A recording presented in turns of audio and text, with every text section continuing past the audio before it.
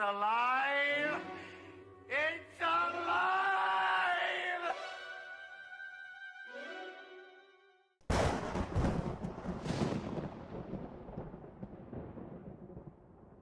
All right. Hello, everyone. I hope you are alive and well. I am on the correct voice. I was afraid that it might be on one of the girl voices, but I'm not. Dope. Awesome. Hello. We're here on a Tuesday. Excuse me. Which is weird, but here's one of 3 streams that I owe extra. Because I've been missing a bunch. Hello, Ray, I Love FNAF, and Charlie. Oh, you guys, that's so many people. But yeah, awesome. Good to see you guys, everybody. Ray, don't worry about it. You fell asleep last stream. That's kind of funny. It's pretty funny. I'm glad you fell asleep. Not because like it sucks that you missed some stuff, but I'm glad you got some sleep. You got some extra sleep last night then. Good. I'm glad you got that. But I watched the part where I fell asleep and you said you were also streaming today. So yeah. Okay, so all right, never mind then. All right, you didn't miss anything. I'm here, I'm 11 and I'm still around. At least I think I am. No, you're here. No, for sure. I mean, as far as I understand reality to be, you are here. You're in chat. You're there, right there. Yeah, smart shit of PE. There's, but there isn't the teacher, so we don't do PE. Yeah, okay. I hope you don't do anything lame like math or something instead. That would suck. How great to start a stream in your girl voice, right? It would blow everyone away before you started, like, because like I do stay on the like this. I stay on this guy for a few seconds as I like start talking. So like you wouldn't see me for a second, you just hear like one of the voices first. And probably be like, what the hell? Who is this? Why? Somebody steal his channel? No, it's fine. Do you miss school today? Oh man. Are you sick or something? What's going on? And hello, Mr. Speed, what's going on? Good to see you as well. But yeah. That's no excuse. It's enough of an excuse, whatever. Oh crap, did I? Okay. Well, I'm not here. There we go. Hello. Okay. All right. We're here. You guys can hear the game, right? Dope. Awesome. It looks like everything's going my way. I like flamingos. I am a flamingo. I thought you were a person, but you can be a flamingo if you want. It's 2024. There's surgeries that you can get, I'm sure. Like, I don't know if it would be called. I don't know how to get me one of those surgeries, but I'm sure it exists somewhere. So you go be a flamingo if you so damn well please. All right. So I guess just to explain, I guess last we left off, some crazy shit was happening. Mainly Rika and Satoko were disappeared. They're gone. They're nowhere to be found. Everybody's in a panic, trying to find them. And Mion was acting a little odd, creepy, saying that Satoko was cursed and that everybody she gets involved with or is close to disappears or dies. And Mion started being creepy. She went all crazy-eyed and was like, Stoko's a cursed little asshole. She's killing people with her cursed juice or whatever. Her cooties, her cursed cooties. They're getting all over everybody and they're being spirited away and murdered. Is essentially what Mion said last time, and it was really weird. It was really weird, really creepy. Yeah, this game has too much crazy shit happening. Mostly because of the hair color. Oh my gosh, yeah. I mean, that's how we tell them apart. Some of my voices, the voice changer ones, they have like colored hair. We got one with pink hair and one with blue hair. The one with blue hair. This one's the voice that I use for Rika. So, and Rika's got blue hair, so, cause I figured that. I figured that just makes sense, you know, the blue hair person with the blue hair person. But there's no, like, orange or green, so nobody else really matched up. Kinda sucks. But whatever. Anyway, I don't know how much is left. I know Witch yesterday said that we're getting close to the end, so it might be this next one or the one after that might be the end of it. End of this arc. We'll play some other games before we start arc number 3. Probably a handful of games. I got some stuff. I know I mentioned Exit 8. There's a couple other new ones that I saw that looked interesting as well. I probably won't say what they are, but just in case I don't actually do them. We still have like some Chilla's art ones to go through as well, so there's that whole thing. Yeah, anyway, we got a lot to get through. We got a lot of stuff to do. This channel is it's not going anywhere anytime soon. I can tell you that. We got too much shit to do. Too much gameage to play. And I guess with that being said, we can probably get into it. Unless there's any like questions, or anything that I need to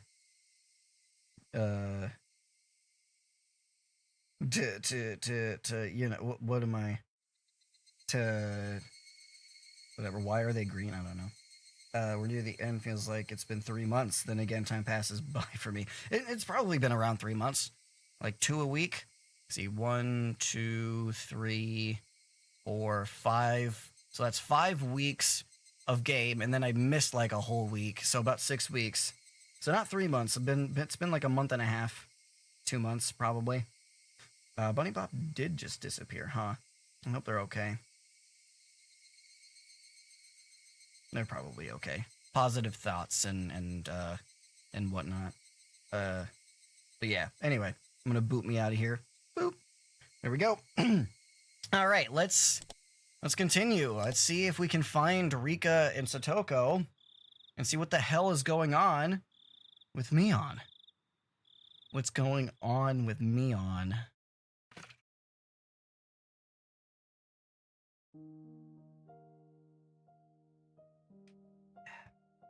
Sorry if I fall asleep again. I'll try to stay awake. No worries. Fall asleep. These VODs, they're not going anywhere. You caught up this time, so I have faith in you that you'll do it again. Yeah, fall asleep if you need to. Appreciate you being here, though. I think we fell asleep. Yeah, we like went home. Oh yeah. Okay, so it actually ended with Uishi like questioning us and being kind of sketchy as well. And he dropped us off at home, and we tried to walk up the stairs and like fell asleep because we were so exhausted from searching for Rika and Satoko all night. Now, okay, that part's coming back to me. Now, that's where we left off, like, actually.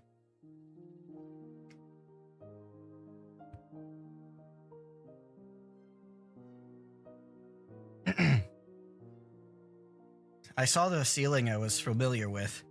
Though I was groggy from sleep, I did notice that I was in my futon like I was every morning. I looked at my clock, and despite having turned in so late last night, I had awoken at precisely the same moment I always did. I'm so low on sleep, but I guess you really can get up at the same time every day. The secrets of the human body never cease to amaze me. If I went back to sleep like this, I would definitely not be waking up again. I spurred myself on and slipped out of my futon.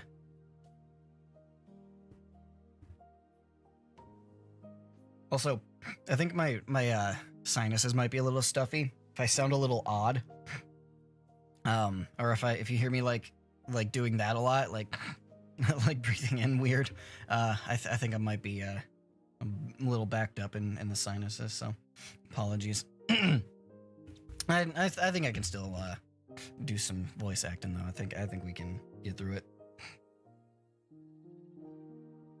Mom asked me about last night at breakfast. Apparently, we too had gotten a call had gotten a call asking if we knew where Rika-chan and Satoko were, and Mom vaguely understood that something serious was happening. So then, you were out late last night with all your friends looking for them? Until about 3, I think. Yeah. Did you find them?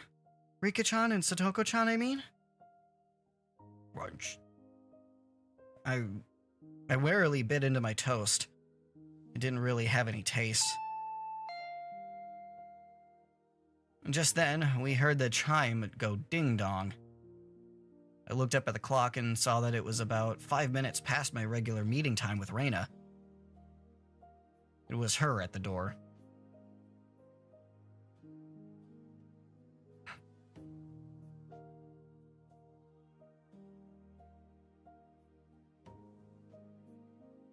Good morning. Did you get any sleep? Did you? I think I slept for a few hours. You could probably count them on a chicken's toes, though.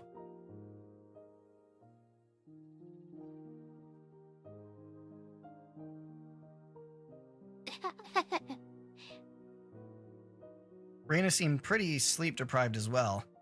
There was something missing from her usual spirit. Are you going to school?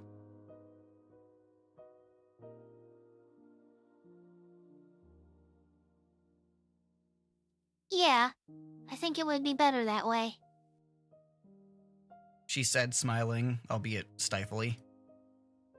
Reina was probably worrying her heart out about those two as well. Even so, she wanted to go to school.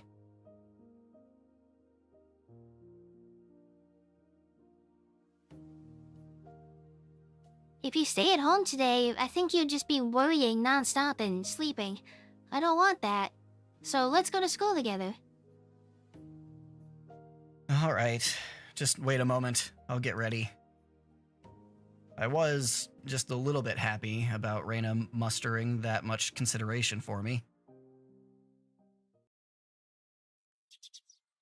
We went to the place where we'd usually meet up with Mion, but she was nowhere to be found. We were a little bit late today, so we thought she'd be waiting for us.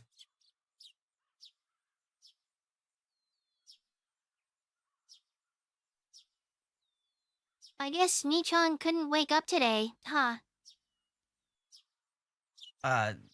That's right. For her, it wasn't just yesterday. She was up all night looking for the mayor the night before last, too. We waited for a bit. Time passed until it got to the point where it was okay for us to go on alone, and we exchanged glances. What do we do? Wait a little longer? At that point, my brain, which had finally been woken up by the morning air, recalled the ominous words Uishi-san had left me with last night. The leaders of the 3 families were disappearing one after the other. And next, it might be the Sonazaki's leader. Could Mion have... No, that couldn't be.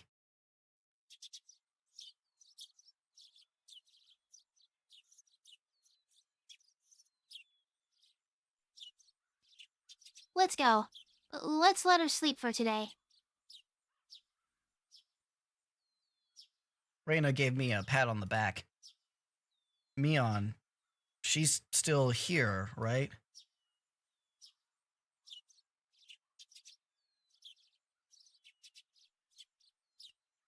Huh? Did you say something? Oh, nothing. Just talking to myself. Let's get moving. The 2 of us headed to school by ourselves. On the way, we saw a bunch of our classmates accompanied by their parents. It even looked like some of them were being taken to school by car. Surprisingly, the principal was also standing watch at the school gate.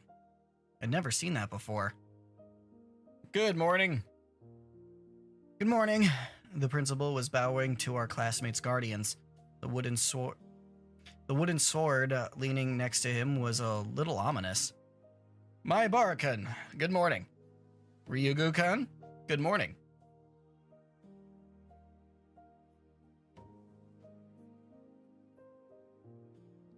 Good morning.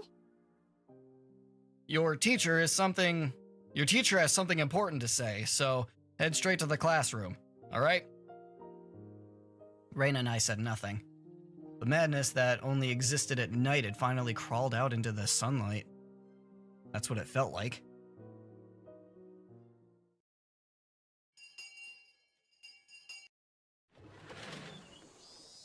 I'm just checking chat. I don't see any names.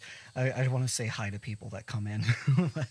I don't see anybody, so I think, at least I haven't. Do you guys know Fran Bow? I see that question up there. I played that. It is you can see my playthrough of that on this channel, in the video section, not the live section. But I loved Fran Bow. That was one of my favorite games I've ever played on this channel. It was so good, so good.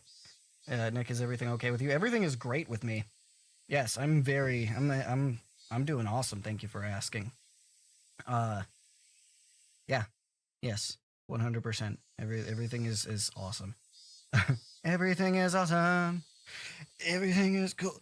When you probably tried to, like, I had to burp, but it didn't, like, work as well as I thought it would. Anyway, I'm gonna continue on. Good morning, everyone.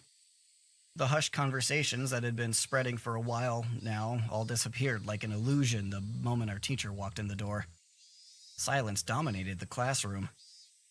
The principal came in with our teacher as well. This was clearly not a normal morning. First, the principal has something important to tell everyone. Go ahead, Mr. Principal. The principal cleared his throat and approached the dais. And approached the dais. I don't know what that is. The people? The flock? I don't know.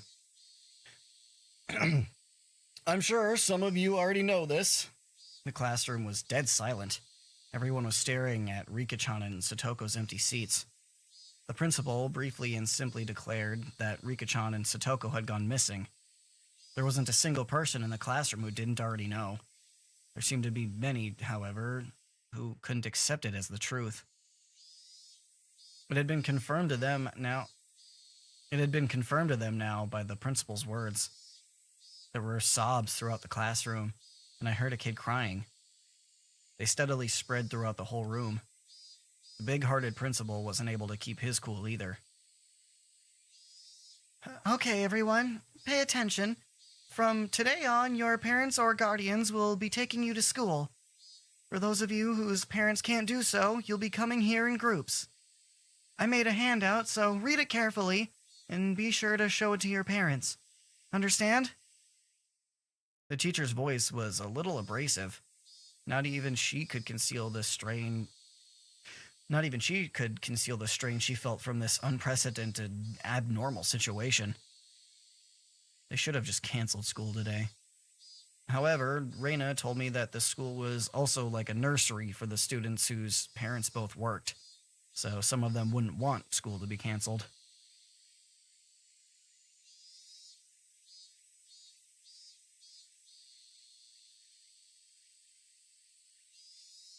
Yeah, excuse me. Well then, let's begin the lesson. Class president? She's absent, I see. Then whoever is on day duty, let me hear it. All rise. That feeling of wanting to maintain an everyday atmosphere, even if only in school, precisely because our lives had been messed up, was something that I agreed with at this point.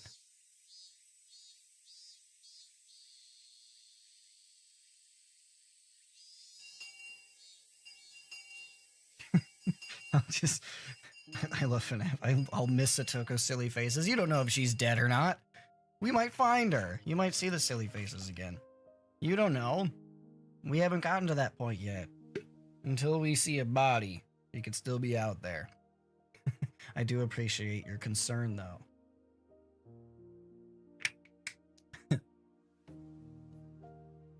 As for the teacher, who always had her lunch in the staff lounge, she ate in the classroom today. I had to laugh at her curry bento, which was just a rumor until now, but there was nobody to laugh with me. Reina brought her chair and lunch over to my seat.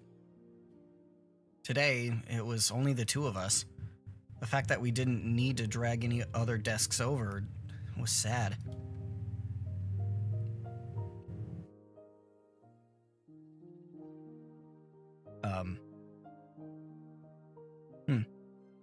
Sorry, I saw the, it looked like my microphone was picking up, like, my voice, even though I stopped talking for, like, a few seconds, which is weird. Hope, did I fuck something? I don't know. Whatever.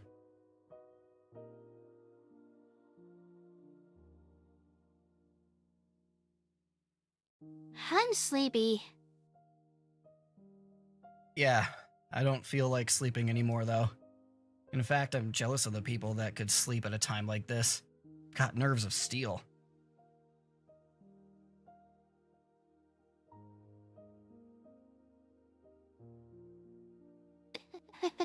Yeah, you're right.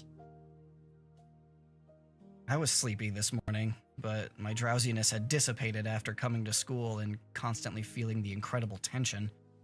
Reina's bento box didn't have its usual luster. That was to be expected. Reina was up for a long time last night, too. She wouldn't have had time to make her lunch beforehand. Since it's not like... Excuse me, there was that burp I was looking for earlier. I'm sorry to break the tension so silly-like, but damn. She wouldn't have had time to make her lunch before... She wouldn't have had time to make her lunch beforehand, since it's not like she would have gotten up early this morning. Grab anything you want. Go ahead, you can admit that my bento is better today.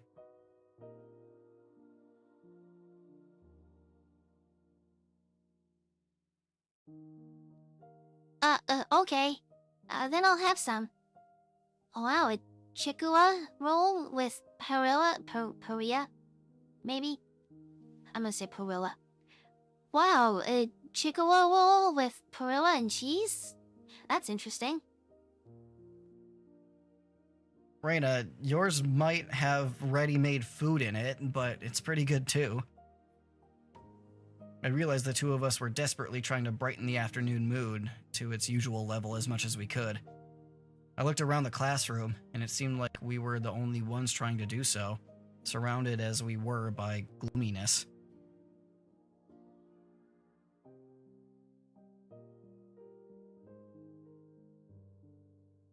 It's just the two of us sharing our lunches like this. It's sort of...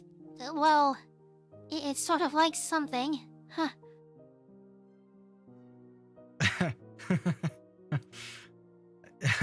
Yeah. Our laughter grew quieter, as I was the first one to mess up. Sorry. I mean, well, I'm sorry.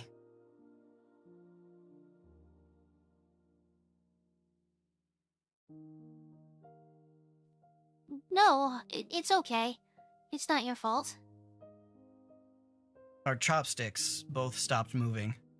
We couldn't keep it up anymore.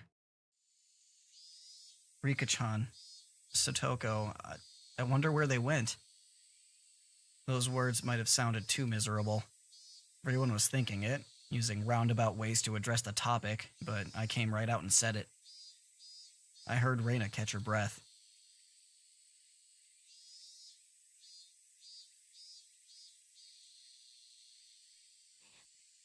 Yesterday, while you were gone, I heard a bunch of things. So, I'll tell you what I know, okay? Sorry again about last night. Go ahead. At that time, since they had arrived for support... Reina was helping the Ladies' Society cook the miso soup we'd had. They reported all of the information the villagers had gathered, and Reina said she overheard it. They didn't know anything important, though, did they? Rika-chan and Satoko went home after school, and then apparently went somewhere on their bikes, but other than that... Mion had told me yesterday. We had no clues.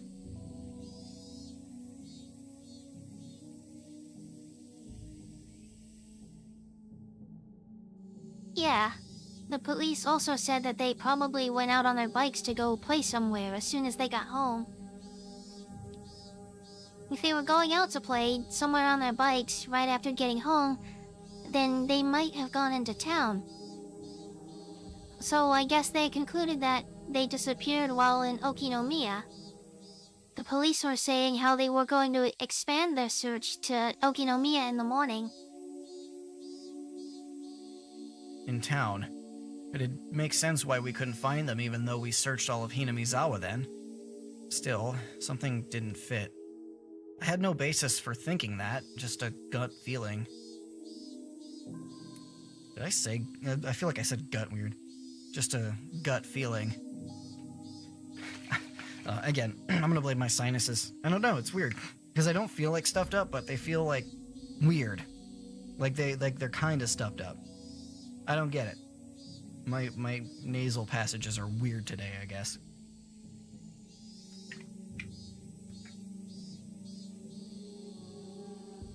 I revealed something to Rika-chan that was likely very important to her yet. Try that one again. I revealed something to Rika-chan that was likely very important to her that day. Then Rika-chan had told me to leave it to her. And then... what did she say?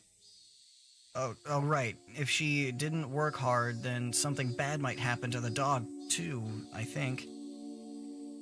With all the talk of dogs and cats, I still didn't have the faintest idea what she really meant. But it might have been Rika-chan's way of saying this was a race against time. Damn it. I'd selfishly pushed my anxiety on... Pushed, I think... Yeah, I think I said that weird. I'd selfishly pushed my anxiety on Rika-chan and tried to run away. When I thought about it, I shouldn't have run back then. I should have asked her more about the dogs and cats. The more I think back on it, I really screwed up. Anyway, I don't think Rika-chan was in a situation where she would just go off to play somewhere. Of course, I didn't have any evidence or conviction to base that on. It was just a hunch. I don't think she'd go into town.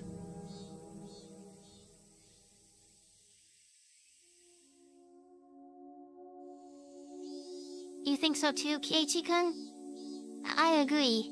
Rika-chan and Satoko-chan must have disappeared in Hinamizawa. I looked back at Reina, startled. I could hear the conviction in those words. Without replying to my gaze, she took her bento box and went to the hallway.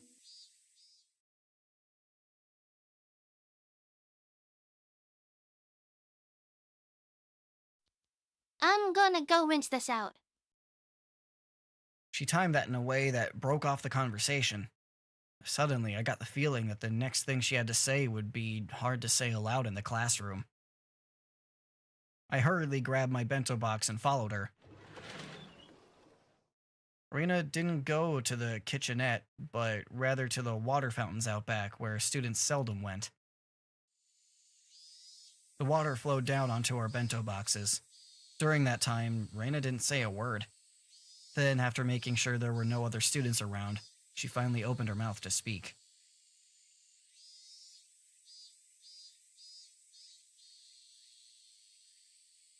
The whole thing about Rika-chan and Satoko-chan going to town to play, then disappearing, that didn't make sense for some reason, so I decided to investigate a little bit myself. Who did you ask? What did you ask them about?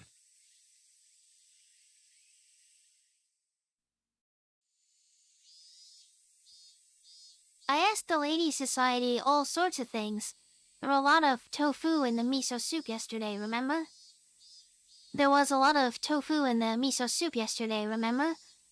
The old lady from the Tomita tofu shop came too. The Tomita tofu shop. Oh, I remember. That was one of the stores on the road leading to the hospital.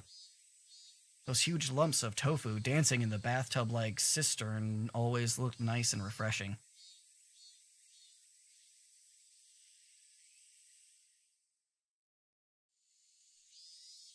The old lady says she remembers Satoko-chan stopping to buy tofu there on her way home from school. Tofu? Well, it's on the way home, right? how is that a clue?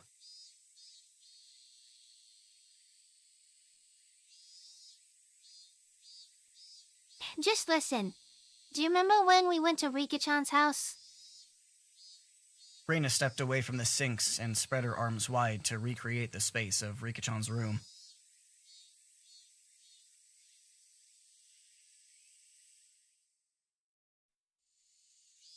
There was a pot on a gas cooker, and there was miso soup in it. I think there was probably about half of it inside. The rest was in the refrigerator. They must have been planning to make chilled tofu. It was on a plate in plastic wrap. As Reina explained, she walked around as if she were really going through Rika-chan's room. Still, Reina, what does that matter?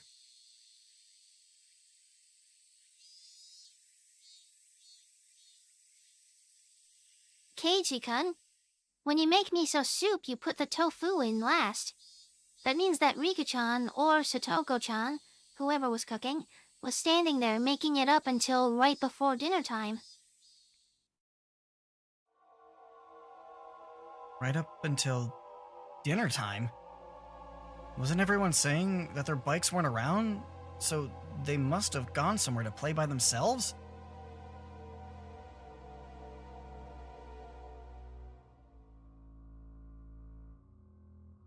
The trash in the countertop bin was put in there really awkwardly, too. Rika-chan makes most of their food and lunches, but occasionally Satoko-chan does it too. So Satoko-chan was cooking that night. 1 second.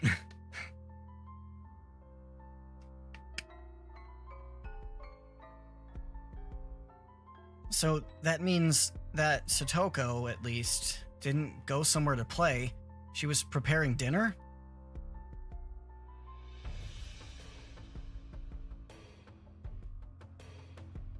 Yeah. Then I took a look at the rice cooker, and there was rice for two still in there. So she made dinner for both of them, but neither of them ate it. Is that it? Reina nodded.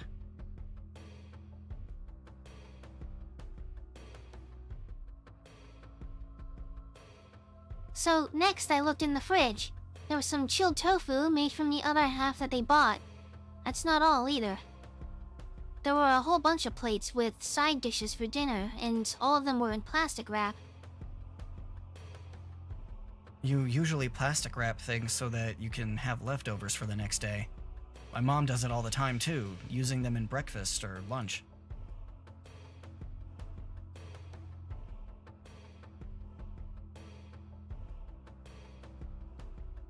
That's right. You use plastic wrap to save leftovers for later. So the fact that they were in the fridge means that they didn't plan on eating them that night, at least.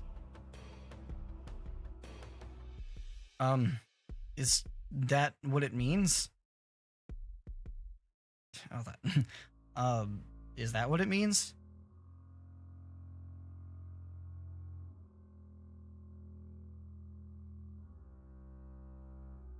Keiichi-kun, think a little harder. Their dinner was totally untouched and wrapped up. What do you think that means? Well, that means that they didn't need to eat dinner anymore. So they would have gone out to eat or ordered takeout.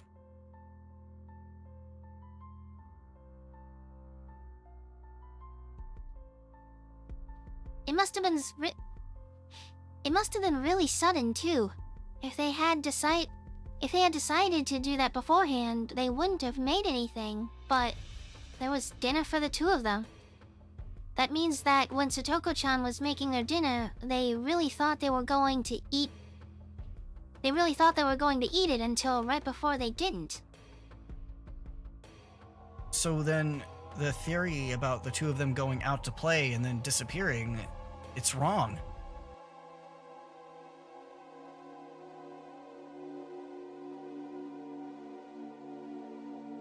Yep. They disappeared after making dinner, and right before they ate it.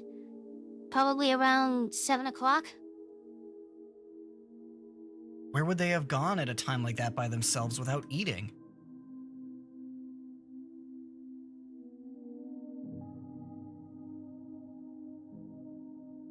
That's obviously where this is leading.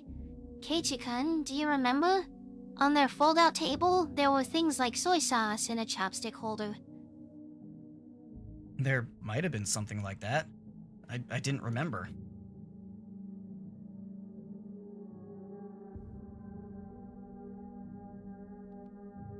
The container for the soy sauce, it was empty.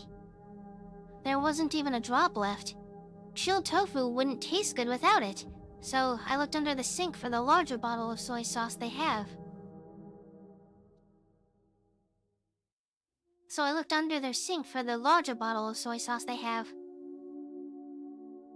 You sure know a lot about where they keep stuff.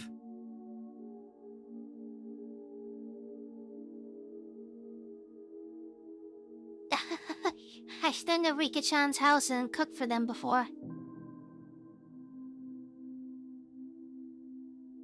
Reina cleared her throat, her face turning to a serious expression.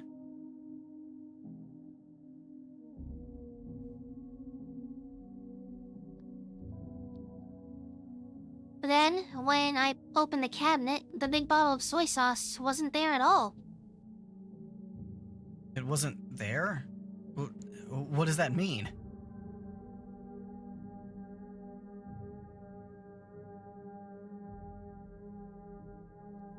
Everything I'm going to say from here on is just Reina's idea, so please listen until the end without saying anything.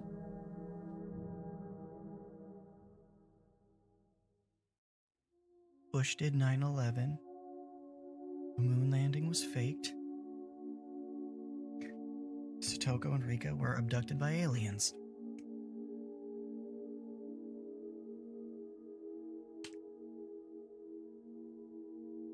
I'm so sorry. Anyway. Last night, Satoko was making dinner like normal. Rika-chan usually watched TV until the food was ready, so she was probably laying down watching a variety show or something. Satoko put the tofu in the miso soup, and right when dinner was about to be ready, she noticed that they were out of soy sauce. So Rika-chan, who had nothing to do, brought the big bottle of soy sauce to a neighbor's house to borrow theirs.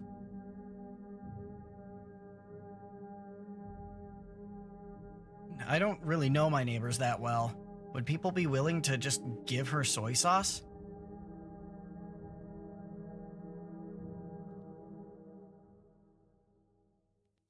Yeah, that's not at all...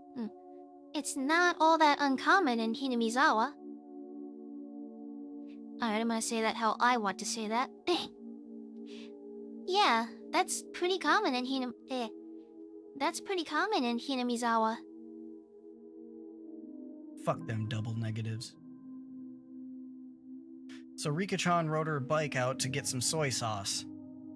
No matter how long Satoko-chan waited, though, Rika-chan didn't come back. So then Satoko-chan called up the house where Rika-chan was going. Would Rika happen to be imposing on you? Something like that. Then the other person must have replied with something like this.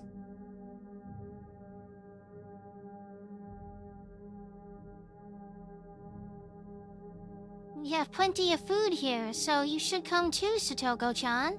Rika-chan has already eaten.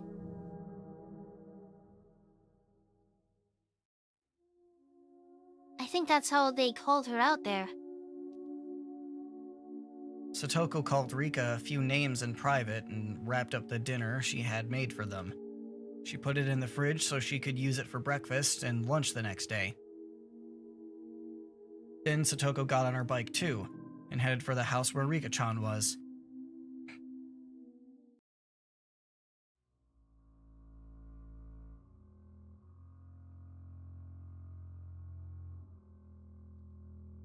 Okay, but this is already pretty strange. You don't normally make so much food that you can give it to people who suddenly arrive at your house. A veteran housewife would never normally make so much food that she could feed 2 extra people. It could have just been... excuse me. Could it have just been a coincidence that they made too much?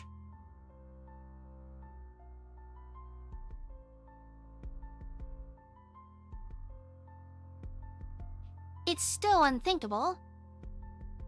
Reina flatly denied me.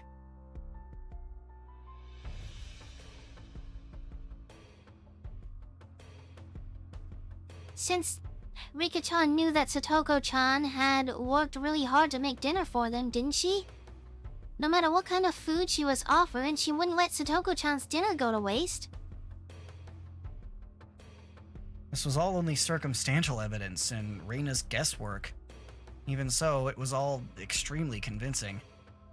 It was the only ray of hope we had to topple the situation, bereft of clues. That word threw me off. Bereft. It was the only ray of hope we had to topple this situation, bereft of clues. Then, Reina, where did Rika-chan go to get soy sauce? That was the heart of it.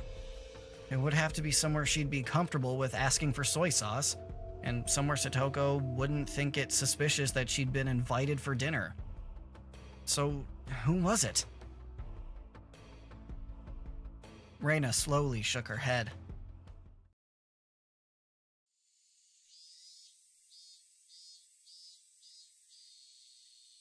That's all for Reina's guesses. These are all just ideas, okay? Keep them a secret from the police. What is there to hide? Even if only half of what you say is right, it should be a good clue for all this.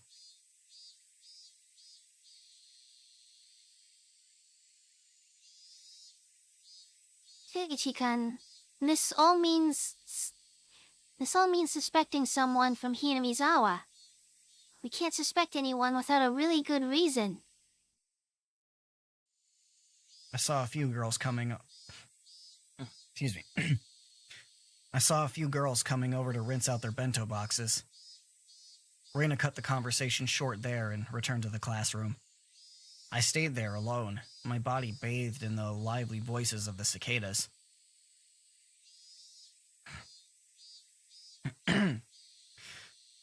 Let's think about this. In my own way. Reina had barely any information to go on, and yet she'd reasoned out that much. So there should be something that only I, who knew far more than Reina did, could deduce. Uishi-san said this last night too, but this incident was definitely occurring within Hinamizawa. Reina might not have wanted to believe it, but it's basically a given that the culprit is someone from the village.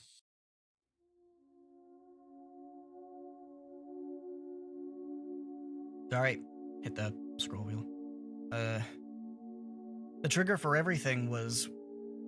The trigger for everything was when the four of us trespassed in the forbidden storehouse. Somebody saw us go in there. For the culprits, breaking the taboo was a crime punishable by death. So that night, Tomitake-san and Takano-san were sacrificed.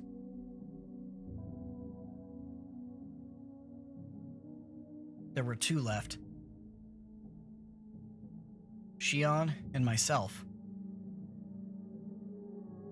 However, before the culprits bore their fangs on Shion and me, they went after the mayor, to whom Shion had confessed her sin. Next, they went for Rika-chan, to whom I'd confessed my sin. Then what about Satoko? Just a stray bullet? And by itself, Rika-chan being sacrificed after... Oh, okay. Sorry. It's like Reina. Did I say Reina? I don't think I did, but still. By itself, Rika-chan being sacrificed after I told her everything was mortifying. But Satoko, who was sacrificed for no reason, that was all the more regrettable. Wasn't that all the more regrettable? Everything was my fault. Who would be next to disappear? Would it be Shion and me next time? Why weren't the culprits going for Shion and me right away, though? If they had enough power to erase the mayor and Rika-chan, then why not just get rid of Shion and me? If they went for us, well, I wouldn't like it, but I could still tolerate it. What I couldn't forgive was them getting rid of those we'd confessed to. Now that I think about it, yesterday Shion said something alarming. She felt like someone was watching her. So then, was someone watching me as well? Strangely, though, I hadn't felt anything like that until now. Even though I'm the root cause of everything, I had never once had that impression. Maybe that was simply because Shion was more cautious than me and I was just careless. That's another story, though. Let's get back on track. Why weren't the culprits going after Shion and me? I felt like that's where the key to this lay. Lies? Could it be, was I making a big assumption that I shouldn't have been? I thought and thought, but couldn't come up with an answer. The one thing I understood was that I was a concerned party to this case, and that I had a duty to watch over it until everything got resolved.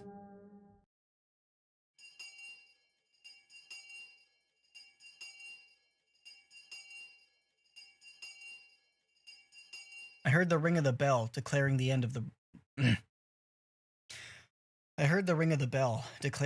lunch break. Would somebody else disappear tonight?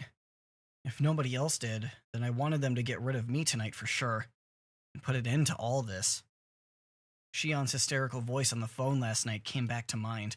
They planned to murder those close to us first, make us as miserable as possible, and only then would they kill us. My Barakan! Lunch break is over. Go back to the classroom. At the principal's urging, I returned to the... Oh my gosh. Yeah, I'm trying to read too fast for my own brain. At the principal's urging, I returned to the classroom, which was quiet as the streets at night.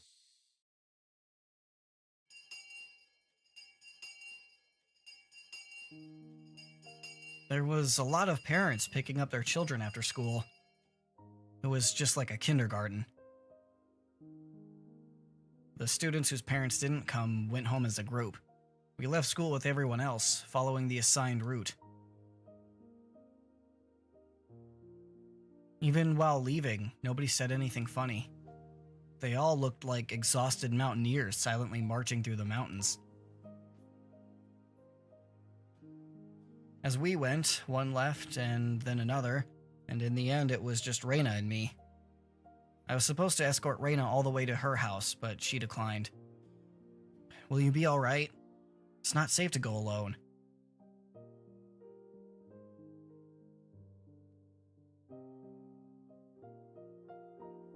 It would just be as dangerous for you to go home by yourself after bringing me back, Keiji-kun. It's still light out anyway. I'll be fine. I see. Then just be careful, okay?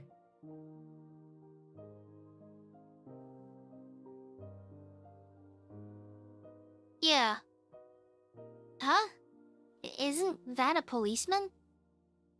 Reina pointed towards my house. There was a car stopped in front of it. From out of the car came Uishi-san. He must have been waiting for my return to ambush me. Uishi-san started walking over wearing that annoying grin. Reina, you should go. If you get involved with him, you'll be here for hours.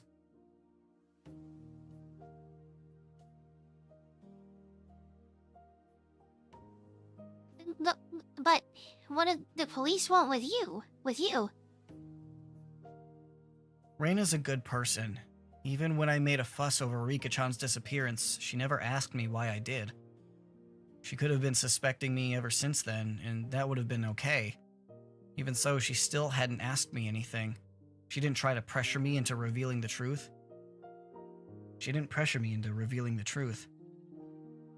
I'm not the culprit.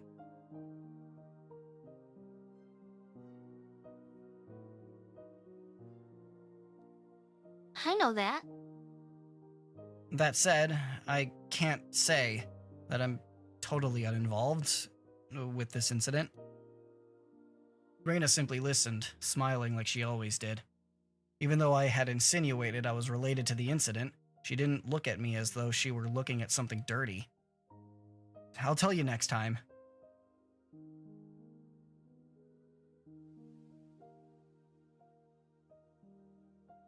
Okay. I'm looking forward to it. Get going then. Get going then. Get home. Get the fuck out of here. Shoo, Raina. Throws a rock at her face. Sorry. Raina gave me a slight bow and trotted away, leaving me alone with Uishi-san, who walked over. Hello, hello. Welcome home, Aibara-san. Hello. It looks like your parents aren't here. It looks like your parents aren't here. My, was I in a bit of a spot?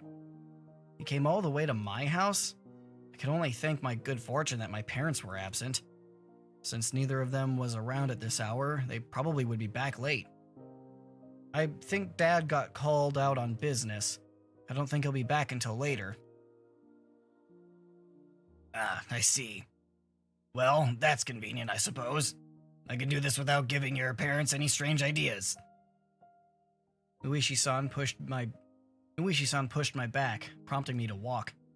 It seemed like he wanted me to get in the car. Are you taking me to the police station? I wasn't the culprit, but I was the cause of everything. It wouldn't be weird if he wanted to investigate me. That kind of gave me a resigned feeling. No, I just want to stand around talking. We can just talk in the car, that's all. Come now, don't be shy. He opened the back door and urged me inside. If I got in, I wouldn't have a very easy time getting out.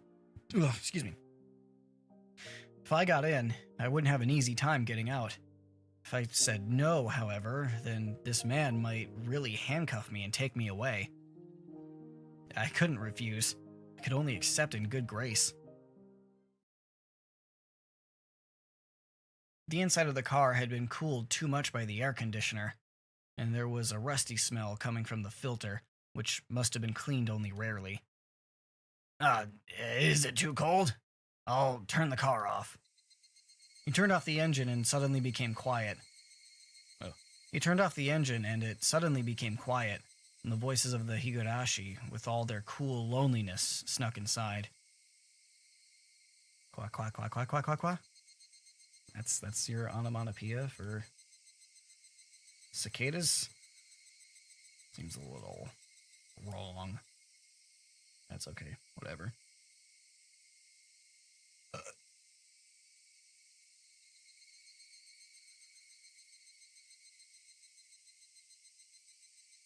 Welcome back, Riri. It sounded to me like a chorus of voices, lamenting my exorbitant punishment for having harbored such foolish curiosity. For a few moments, while listening to those voices, I myself lamented the days that had been twisted and distorted since last night.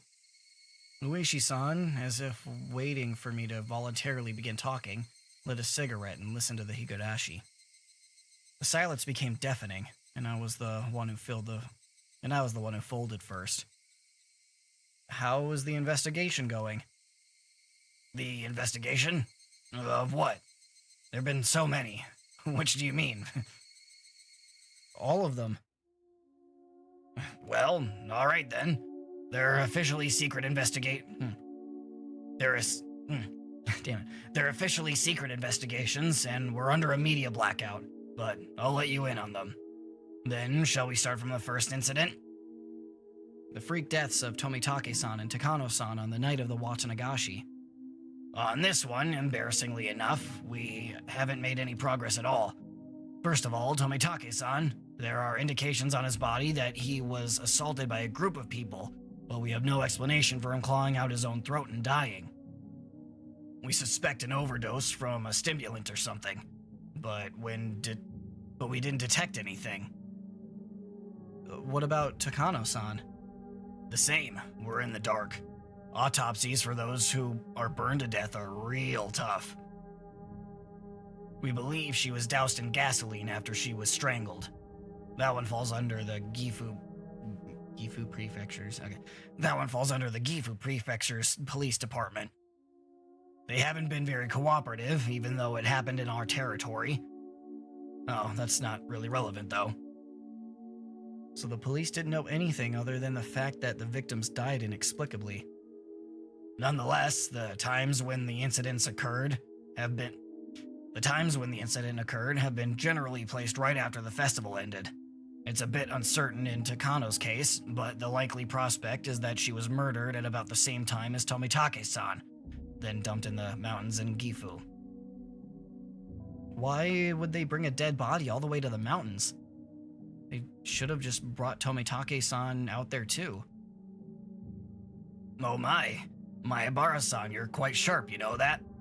Of course I do believe that is something we need to be attentive of. There are a bunch of other suspicious things, but this is about all I can tell you at this point. How about the mayor? Have there been any clues? Having exhausted that topic, I changed the subject. Otherwise, he might turn the conversation on me.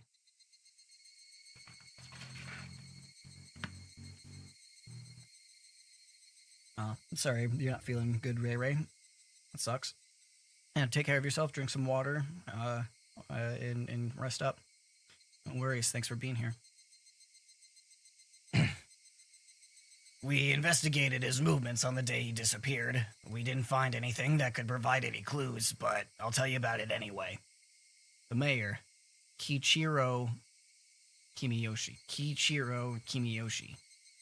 Apparently, he was suffering from severe hemorrhoids. Gross. I didn't need to know that.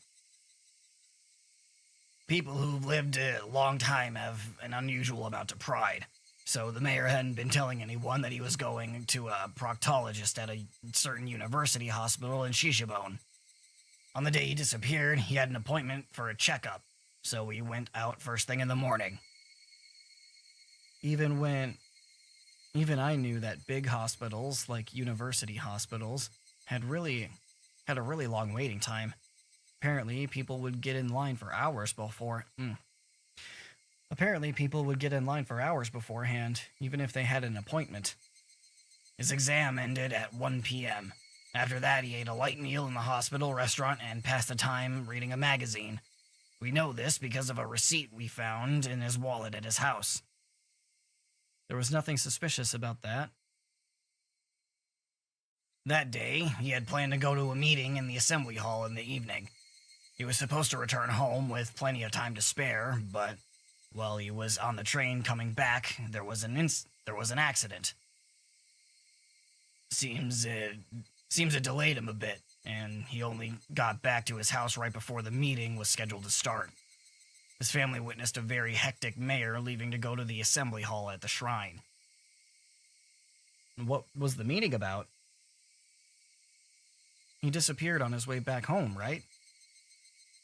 The 3 families and the essential members of the town assembly were at the meeting. We think they were discussing how to deal with serial freak incidents that had happened again this year. So then, on his way home, the old man who treated Shion like his own daughter. He was a dependable person who would encourage Shion whenever she felt pressured by anxiety, and yet Shion's painful voice struck me right in the heart. Huh? What's the matter? I was taken aback by how strange my own voice sounded. What was it that just surprised me? I squeezed my head with my hands to try and drag back out what I had only realized for a split second. Remember, Keiichi Maebara, you just realized something. Something important. The night of the Watanagashi.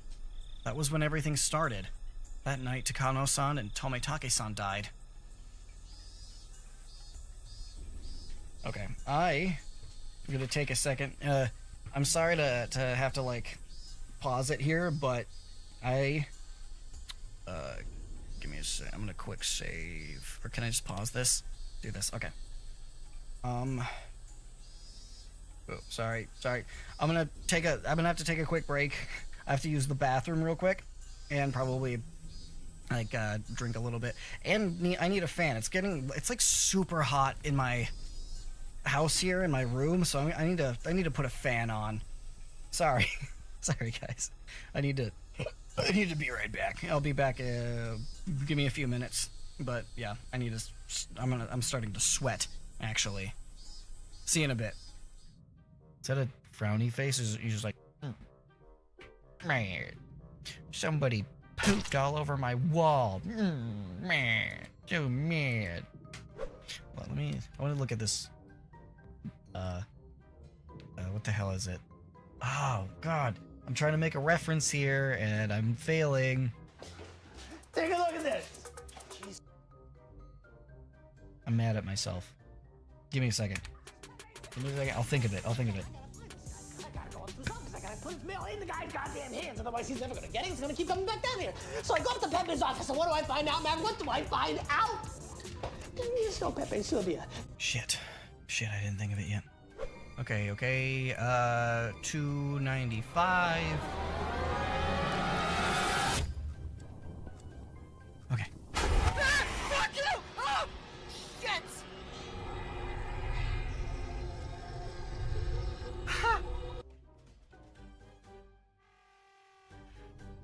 The wreckage cannot be reached at this time. No photographs have been recovered. I went to all that fucking work. Do you know what I had to get through to get those goddamn photographs? You can't find a goddamn one of them. Yeah, I would see him again. We must try to joke the fire. What do you call a cheap circumcision? A ripoff. I do like the music too. It's very.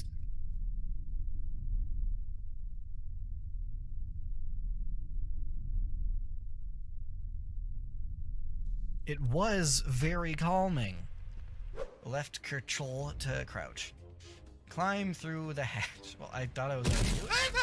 You fucker! You fucker! God damn you to hell!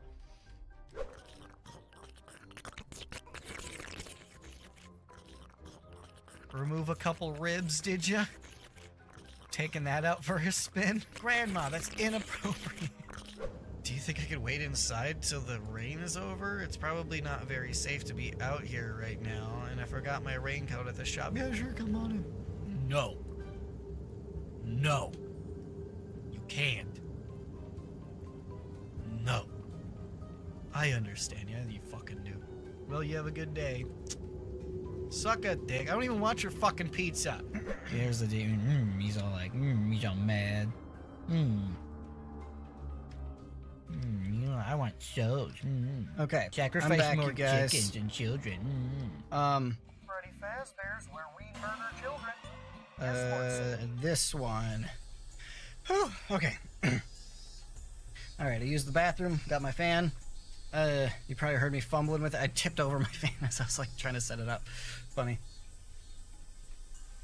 I forgot to mute my mic, so, you know, good thing, my microphone's like not on my head, so that, you'd be able to hear me going to the bathroom. That would have been embarrassing. Okay, anyway, we're back. I don't know what's wrong with me. Alright, where were we? They died, and we're sad about that. We're gonna be so sad. The next morning, word of the incident had spread throughout Hinamizawa. They planned to talk about it during the evening meeting. The evening meeting. Yeah, my voice is kind of fucked today. They planned to talk about it during the evening meeting. Where's my mouse? Thank you. The mayor, however, had an appointment at the hospital, and as planned, he went there without telling his family. He got a checkup at the hospital, ate something, and then there was an unexpected delay on his train ride back. When he returned, the meeting was already about to start. The mayor changed clothes, got on his bicycle, and hurried to the assembly hall at the shrine as fast as he could. From when he heard about the incident on the night of the Watanagashi until when he showed up at the assembly hall, everything he was doing that day was done in secret. during that time, nobody found out that he went to the hospital alone. He ate alone. And he got on the train alone. All that meant he had absolutely no contact with anyone else. You couldn't have even called him on the phone. Okay, but what does that mean, Keiichi Maebara? Well, why does that matter, Keiichi Maebara? I'm getting a call from my mother. I'm going to ignore her. Sorry, Mom. Call you back. Ah!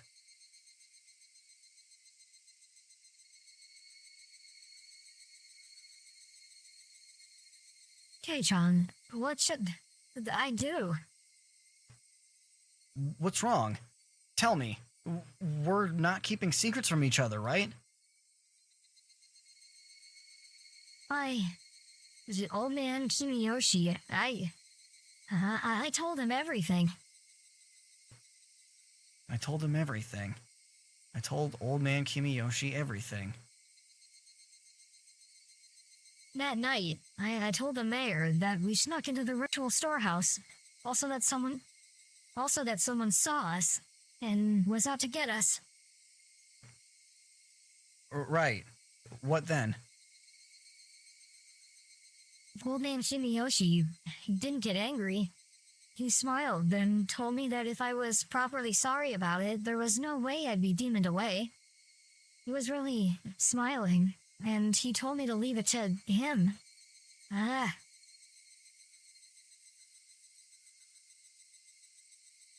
Sweat burst out of my body like bullets. They became one long strand and slid down from my forehead to my nose, and fell. So then, what does it mean? Hey, Keiichi Maebara, no more playing dumb. When did she tell him? Shion said she learned of the incident from a phone call her father had made that morning. The mayor had left the house first thing in the morning for his appointment at the hospital.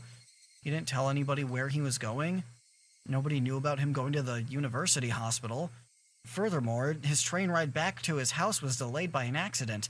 As soon as he got home, he rushed out to the assembly hall. Then the meeting at the assembly hall began, and continued until it was dark out. Then everyone left. Nobody saw him after the meeting was over. He just disappeared. Which meant,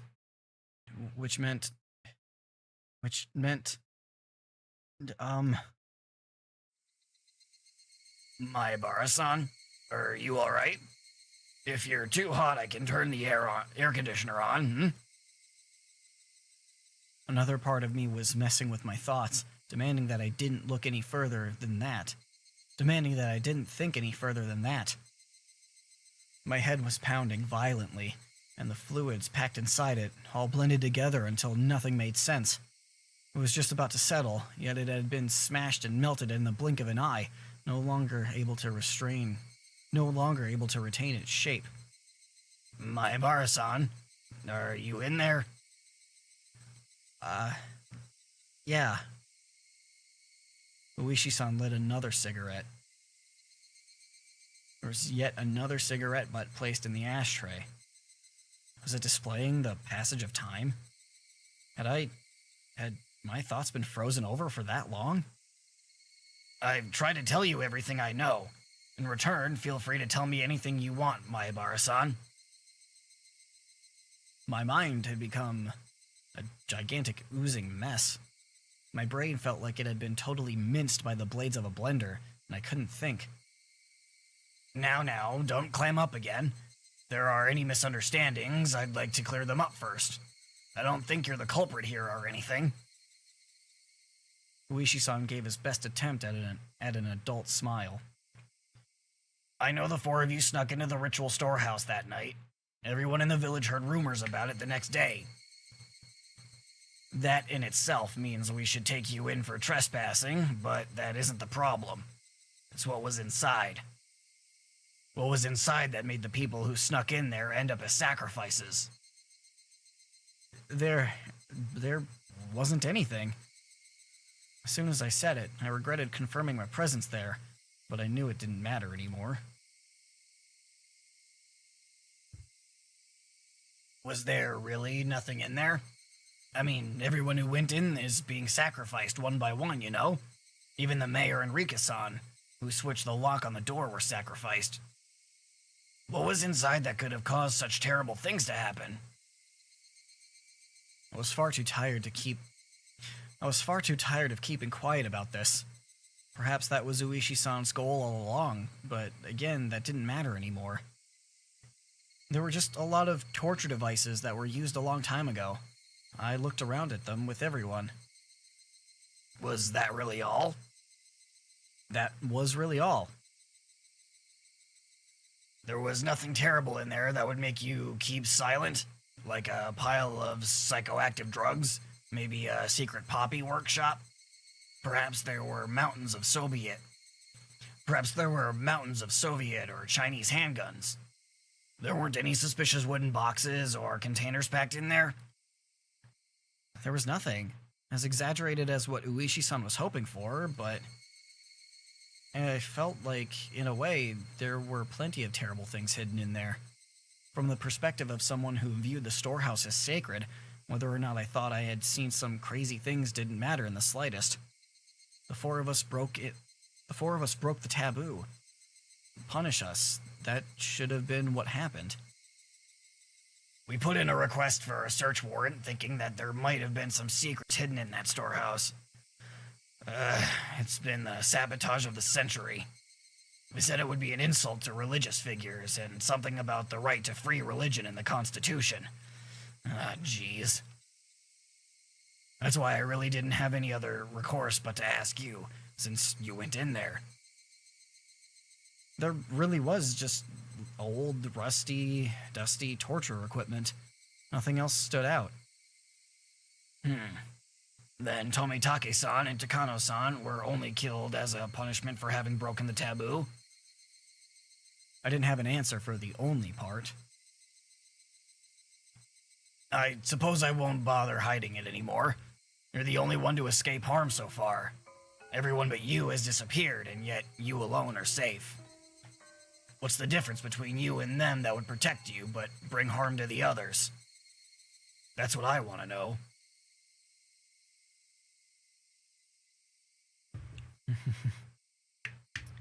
Uh-oh. Uh-oh. There was something wrong with what Uishi-san was saying. You alone? You alone? What? Wait a second. What do you mean by you alone? I'm saying that you alone have been left alive, right? Out of the 4 people who tiptoed into the storehouse for ritual implements, I mean? The only one left alive? Hold on. Shion was still... Jiro Tomitake-san and Miyo Takano-san died that night, and Shion Sonozaki disappeared the next day. Only you are still safe and sound at this point. Why only you? I'm saying that's what I want to know. Shion disappeared? That's impossible. I unintentionally raised my voice, but I didn't care about that. Tomitake-san died. Takano-san died. And Shion disappeared? When did she disappear? What is this guy talking about? No, well now, I thought you were long since aware of this. This is the first I've heard of it. Shion disappeared. When? Well, going back a bit, she disappeared the day after Watsunagashi. Going back a bit? Stop saying stuff I don't understand. Shion Sonozaki spent the nights at relatives' houses depending on her mood on any given day, so no one thought much of not knowing where she was. She frequently takes days off from school, too. Her teacher has been pretty troubled by it. I didn't ask you about any of that. I'm asking you when Shion disappeared. I told you, it was the day after the Watsunagashi.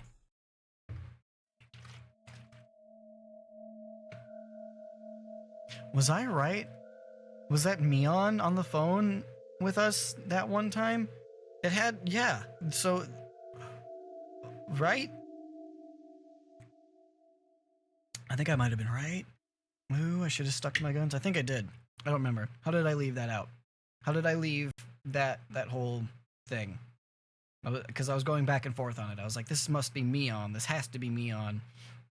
And then she started saying things that only Shion would know or understand or whatever. And I was like, okay, maybe it's not. And then I went back and I was like, oh, well, maybe it is. And then I went back and forth on that. And I don't remember where I landed. But, god damn. All right. The fluids in my body all reversed direction. I lost my sense of balance, and everything I could see started to wrap up, warp, and everything I could see started to warp and twist out of shape. I simply couldn't endure it. Hang on. Shion had already disappeared. Then, that night, that call, that phone call, who was that? She called me every night. She encouraged me. We vowed that we would do our best to live on and not be erased. Yes, that should have been a phone call with Shion. Should have been a phone call with Shion. It should have been a phone call with Shion. She took breaks from class like it was nothing, and her family wouldn't listen when the school told them, so they mostly don't bother calling anymore. So it ended up taking quite a while before we realized she'd disappeared. I felt a stabbing pain like needles were being pushed into every pore of my body. It started on my back, and began spreading throughout the rest of me. When it had completely covered the surface of my skin, it began to worm its way inside my stomach as well. Don't you remember? We talked at the library the day after the Watanagashi. Shion-san was there then. That was the last we saw of her. No one knows where she's been since. That can't be. That day, Ueshi-san had only caught me, and Shion bounded away. What? He only caught me and Shion bounded... Oh, yeah. Lying... excuse me. That day, That day, Ueshi-san had only caught me, and Shion bounded away, lying that she needed to go to work. She didn't call me that night? Her job was at a restaurant called Angel Mort, right? She hasn't been there since that day. She's been completely absent ever since. The person at the restaurant couldn't get in touch with her. She was really worried. That can't be. It can't be. It's only circumstantial evidence, but after she left us at the library, but before she made it to work, I think it's appropriate to consider her having disappeared during that time. Right, right after Shion ran away without me? It seems that you didn't know. Maybe if you had said something earlier, this would have gone more quickly. Now you understand, right? You're the only one left. You're the only survivor of the four who slipped into the ritual storehouse. It couldn't be. It just couldn't be. If something else happens, it would happen to you. I need you to understand that, Maibara-san. It can't be. It can't be. It can't be. Shion had already disappeared? That couldn't be. It couldn't be. I talked to her on the day before yesterday. I talked to her last night. She was going to call me again today. That was Shion on the phone. Shion on the phone. It was from Shion. From Shion. Shion has long since disappeared. Next will be you. Then, who was on the phone those past nights? Who was on the phone those past nights? Who was on the phone those past nights? That can't be. That can't be. Super dramatic. That can't be. Sorry. This is serious. I'm being serious. But I called it. That was me on the phone. She was pretending. She's the bad guy. What an asshole. Ew. Okay. Anyway. God. I lay down on the couch and stayed there dazed for a while. My mind was completely blank. I couldn't think about anything for more than a few seconds. There was a note in my house saying that Mom and Dad would be home late and that I should have some ramen or something for dinner. I could make it whenever I got hungry, but I had no appetite, so I just stared blankly at the ceiling without eating anything. The hands of the clock were already pointing at 10. Would I get another phone call like that today? Even though Shion had already disappeared? Would she call me? Where were they calling from, and who were they? The more I thought about it, the more I started to tremble. Even though I even thought about just disconnecting the phone line. If I had been thinking a little less logically, I really would have done it too. Hold on, Keiichi Maebara. Ueshi-san admitted it himself, didn't he? That Shion went missing a lot? Couldn't she have just gone to relatives that Ueshi-san didn't know about and have been there ever since? Shion and I were both being targeted by somebody, so it wouldn't be strange to think she went somewhere she usually didn't in order to hide. That must have been why Ueshi-san couldn't locate her, and why he labeled her a disappearance. Yeah, that had to be it. Shion hadn't disappeared at all. Then my right hand moved over its volition. Of its own volition. I missed that word. Then my right hand moved of its own volition and slapped me in the cheek. Its cold sting let me calm down a little. Don't just convince yourself of the most convenient possibility, Keiichi Maebara. I knew I didn't want to admit she had disappeared. Admitting it would mean that something terrifying was definitely happening. I just needed to figure out whether Shion was the one on the phone or not. Would I ask her if she was really Shion? That seemed like an incredibly absurd thing to do. Still, don't run from this, Keiichi. If the person on the other end still believed that I thought she was Shion, then that gave me a tiny advantage. Casually, completely casually, I would listen to what she had to say and fend her off. I would tear the skin off the monster. It would definitely be really scary for me. However, as the last survivor of the people who went into the storehouse that night, this was my duty to perform.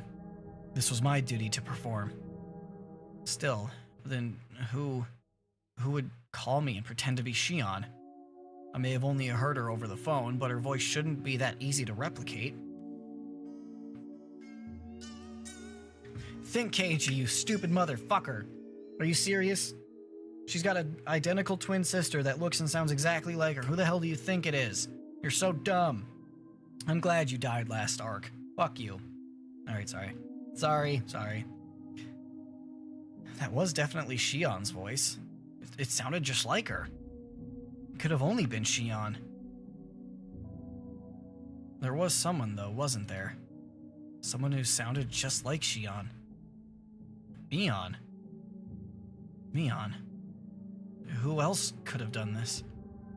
At this point, seriously, after all this time, all those little things that didn't quite make sense about Mion until now overwhelmed my mind. Like being questioned about sneaking into the ritual storehouse and how she shook the ladder while spouting curses. Who else? Who else could have... Why, though? Why would Mion... I thought back to the things about the Sonozaki family that I had heard from Ueshi-san and Shion. Mion was always entangled in the incidents, in a position where she was omnipotent. Some of that information included things that Shion had told me after she disappeared. I madly scratched at my head. Courage. Give me the courage. Just a little bit of courage to pick up the phone. I know it will ring tonight.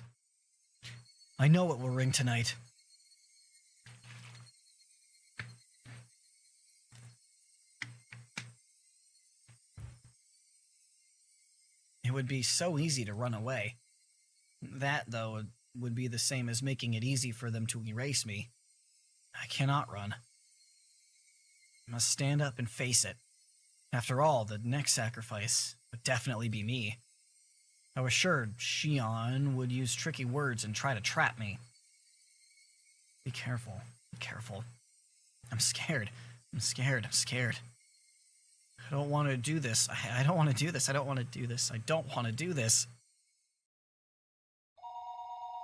Fuck! Sorry. Jump scare. At that point, it rang. The phone rang, and I didn't know where the call was coming from. Shion had disappeared. Disappeared a long time ago. Disappeared the night after the Watanagashi. Yet, until today, she had been calling me like nothing happened. Now again tonight, the people that had disappeared, their corpses simply haven't been found. I really didn't think they were alive. So if it really was Shion on the other end, did that mean she was calling me from another world?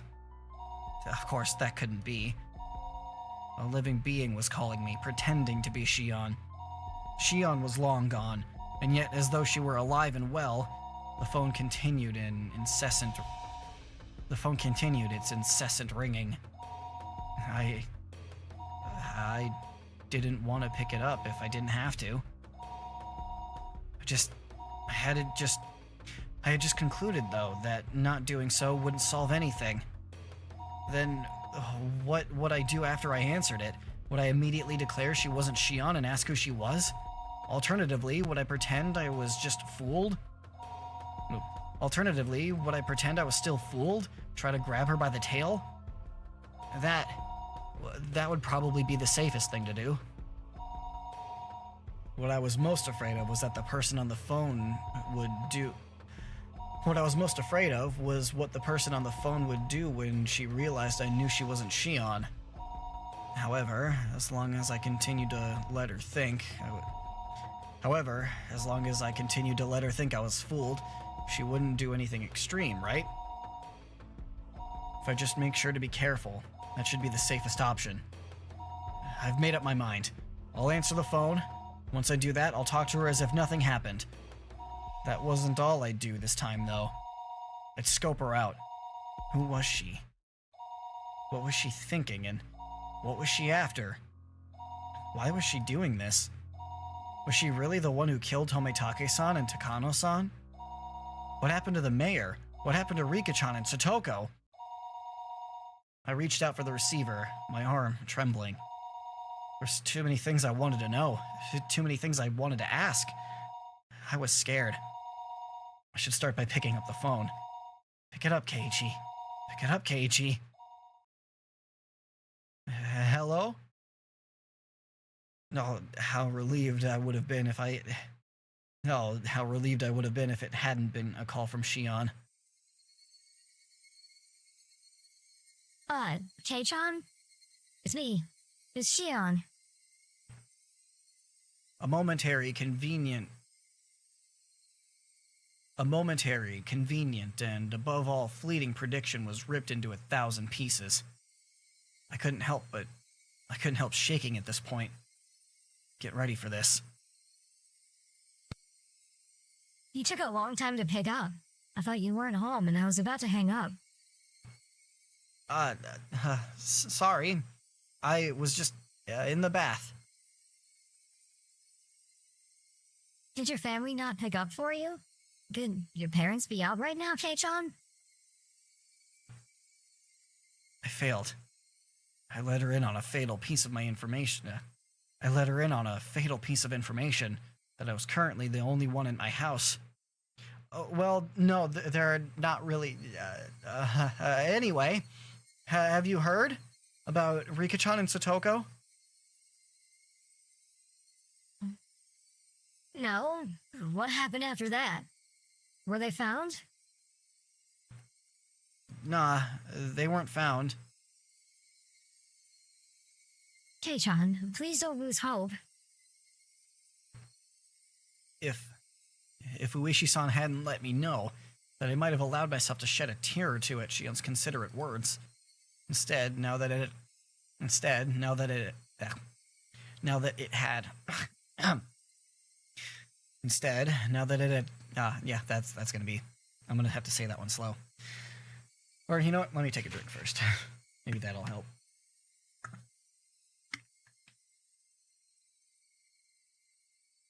Instead, now that it had come to this, I couldn't take her words at face value. The person on the other end of the receiver, the more perfect as Shion they were, the more my blood curdled in fear. Rika-chan and Satoko, they were kidnapped, weren't they? Yes. I don't think there's much doubt. Just how cruel and grave a meaning did those words hold? Their weight astonished me, and then a moment later, I was overcome with numbness and felt like I would pass out. I asked if Rika-chan and Satoko had been kidnapped. Shion, in turn, had answered that there wasn't much doubt. That cruel meaning behind her words. Rika-chan and Satoko were... no, I mean, I'm sorry. About the mayor, what do you think happened after he was kidnapped? Do you think he's still alive? What happened to Rika-chan and Satoko after they were kidnapped? That's what I wanted to ask, but I frantically caught myself. What if she had given that question? What if she had given that question a terrifying response in such a way to sound like it had nothing to do with her? I was scared of that, so I immediately brought up the mayor. That said, however much Okay, I'm not gonna lie, that actually kind of scared me. I kind of jumped a little bit inside. I was like, damn, good one. I was trying to read that. Whew, yeah. Dude, that gave me a jump scare. Damn. Good on you. It's just, we're just reading here. Some sound effects. Good, damn, you know, effective scare. I applaud you, Higurashi. I think he was killed. Hey, wait. That was quick. I think it must be really hard to kidnap someone and keep them like they are. As long as they're not hostages, it would be most practical to kill them once you were done with them. The world started to bend so much I almost lost my balance. The scenery in my eyes whirled around and around like a thousand. The fuck? The scenery in my eyes whirled around and around like the hands of a clock, and tried to swallow me whole from below. I frantically put a hand on the wall to support myself. A moment later, severe nausea welled up within me. How was she saying such things so lightly? Kill him so readily. I mean, what's a human life or two anyway? It's a horrible thing, but I think that's probably what happened. If the mayor was killed, then that meant the same had happened to Satoko and Rika-chan? No, that couldn't be. They weren't some random old man. It was Rika-chan. It was Satoko. They couldn't kill them so readily. It's probably better to think that Rika-chan and Satoko-chan ended up the same way. What? No. Hold on. Let's try one of those. I want to try that, but long. All right, let's see if I can go. Ah! Or something like that. That peaked my mic. Crazy, the one I'm listening to. Anyway, hope that was good. Those were the words I wanted to hear the least. I fought them back with a scream of my own. Even though it wouldn't change anything. Still, I couldn't help but scream. This time, the tears flowed.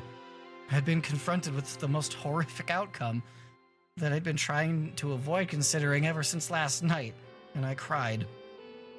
There was no longer any doubt that it was my fault. I killed them. I killed Satoko and Rika-chan. I succumbed to the weakness of my own heart and confessed everything to Rika-chan. That's why they were killed. That meant I killed them. When Rika-chan looked at me with those innocent eyes, if only I'd given in. If only I hadn't given in.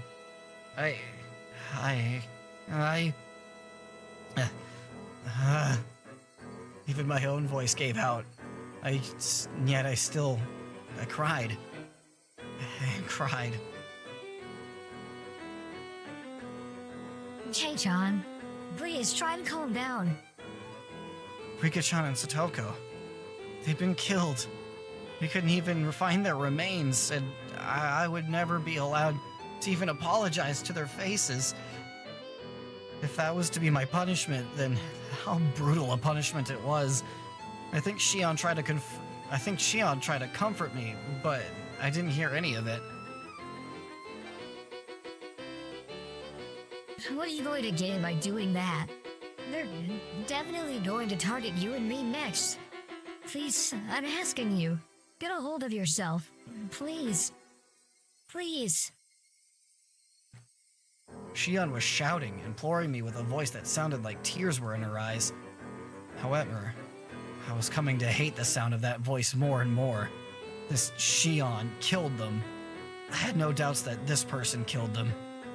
Why? Why? Why? Why kidnap someone and kill them? Screw curses. Are people's lives really that cheap? Erasing them and killing them without a second thought like this? You're right. You're absolutely right. It would take a demon. I felt like crushing the receiver in my hand. How long did this person plan on acting like it was someone else's problem? There was magma in the pit of my stomach, and it felt like I was going to erupt at any moment. Hey, Shion, please tell me, why did Hinamizawa start needing someone to die on the night of the Watanagashi? That's what I'd like to know. The fighting over the dam project is already over and done with. Haven't enough people been cursed already? Why is it? Why? And if there's a reason, then say it now. I was incoherent at this point. My emotions had broken through the dam inside me, rushing forth, and I couldn't stop them. They were not simple questions. These were not simple questions. This was an interrogation. Shion herself hadn't realized it yet. It was just too funny. It was so funny that I couldn't stop crying. I understand how you feel, Kei-chan. I really do. The dam wars ended a long time ago. Yet murders and disappearances keep happening every year under the guise of Oyashiro-sama's curse. Why? Why is it happening? Some of them had nothing to do with this, and some of them didn't deserve to be cursed, so why? Why? That's what I'm asking you! I want to know that just as much as anyone. Both of our raged breaths could be heard over the phone. Listen, Oyashiro-sama's curse never existed. It's too unrealistic. Just like you said, someone in the village is using this grand name of Oyashiro-sama's curse as a justification for continuing these murders and disappearances every Watanagashi. They were cunning. They've been using the curse as a convenient tool. It made a system where they could get rid of 2 enemies in the village every year. And this year, the system killed Takano-san and Tomitake-san. Then why isn't that enough? Why did the mayor and Rika-chan and Satoko have to get killed too? I don't give a shit about the past. The only thing I care about is why Rika-chan and Satoko needed to be killed. Why is that? I didn't say a word to Satoko, you know? Why even her? Why? Silence fell between us. Shion didn't answer for a while. Kei-chan, please, stop being mean. A sob. Was Shion crying? I don't have any idea what's going on either. Everything's changed when we went to the ritual storehouse that night. It was the same for me. As I listened to Shion's bitter weeping, I could feel my agitation subsiding. When I heard that Takano-san and Tomitake-san had been killed that night, I doubted my ears. Then I realized it instantly. I realized what sort of a position I was in now. The four of us snuck in there. Kei-chan, you and I. We won't be so conveniently forgiven. When I thought about that, it made my chest so tight. It was so terrifying. You know that feeling, Kei-chan, don't you? There was nothing fake about her words. She'd even understood how I felt. That's why I confessed everything to the old man Kimiyoshi. All of us entered the forbidden storehouse. It was just a little bit of fun. We knew we shouldn't have done it, but it really had just been for fun. It was only a bit of exploration, that was all. Takano-san and Tomitake-san, who went in with us, were killed shortly afterward. They met such miserable ends. Since that day, I've been living in fear of when I would be attacked. There was nobody except old man Kimiyoshi who would help me. So, I asked him to save me. Old man Kimiyoshi, he wasn't mad. He smiled and said, if you're really sorry, Shion-san, He smiled and said, if you're really sorry, Shion-chan, then you'd better be demoned away. Then you'd never be demoned away. Jesus Christ, I'm fucking this one up a lot. He smiled and said, if you're really sorry, Shion-chan, then you'd never be demoned away. He really did smile at me and told me to leave it to him. Shion cried bitterly, recalling the beloved mayor's death. It was such a sad voice that none who heard it could prevent it from twisting their hearts. Again, I did let my emotions take over and go off at her. Did I? Again, did I let my emotions take over and go off at her? Shion was in the same situation as me. She should have been my one and only comrade. Dump. My heart pounded. My other self, deep within my mind, whispered to me, "Don't forget Keiichi Maebara. Don't forget about the mayor on the morning after Watanagashi. He was told of Takano-san and Tomitake-san's deaths over the phone and committed to a meeting that evening. He went to a hospital appointment. He didn't tell his family. He only made it back just in time for the meeting. He went straight to the assembly hall. That's what Uishi-san said.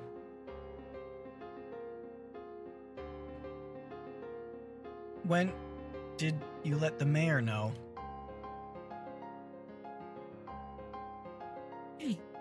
Huh? I'm sorry, Shion. It must seem like I'm kicking you while you're down, but Shion, you told him, right? You told old man Kimiyoshi, the mayor.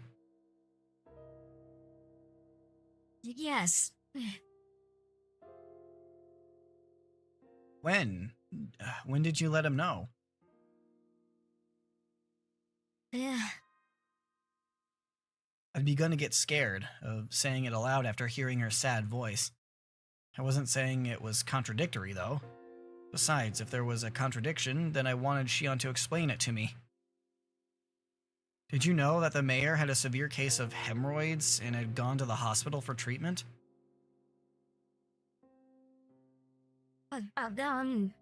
Kei-chan? What does that have to... Please, answer me. If you didn't know, then just say so.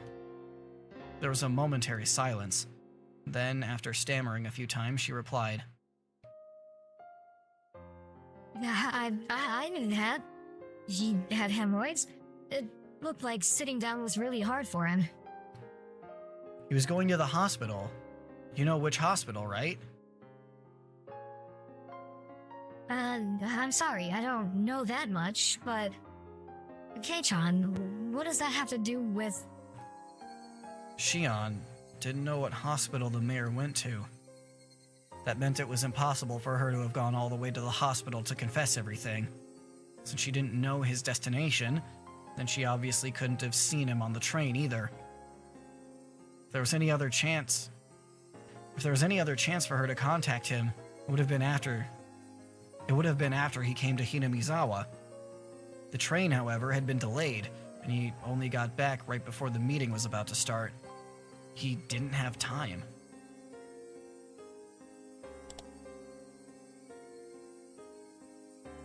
There wouldn't have been enough time for him to listen to Shion spill the beans. I want to ask you straight. Shion, when did you tell the mayor about everything? When and where? Your answer doesn't have to be precise, but please, give me one. Kei-chan, why are you asking that? Her sob pierced into my ears. I was taken by the illusion that I was bullying her. Even so, I'll say it. If I'm wrong, then please correct me. Please prove to me that you're the real Shion. It was impossible. The day the mayor disappeared, from dawn until he vanished, there was no opportunity for you to contact him. That's... The mayor left first thing in the morning for his examination at the university hospital all by himself, without telling anyone. Shion, you just said you didn't know which hospital he went to. So you couldn't have contacted the mayor until he got back. Isn't that right?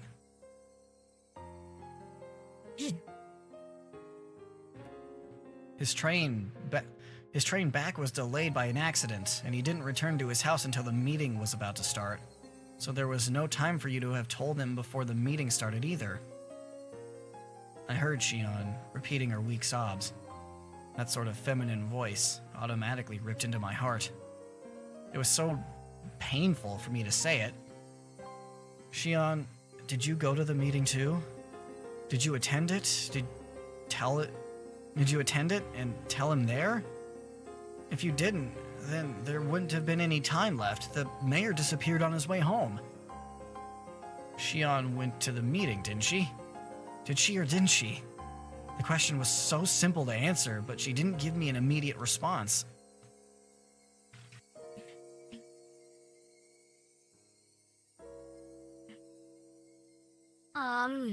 Actually, with the meeting, You didn't even go to the part-time job you said you went to that day. I'll say it more directly. You haven't been seen since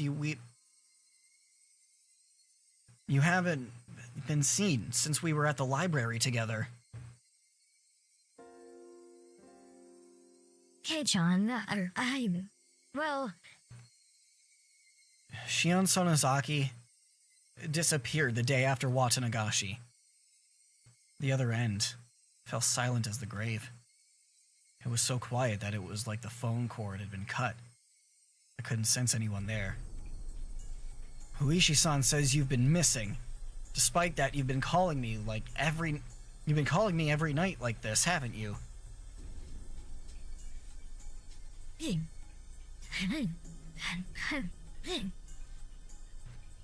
Shion's sobs were torturing me.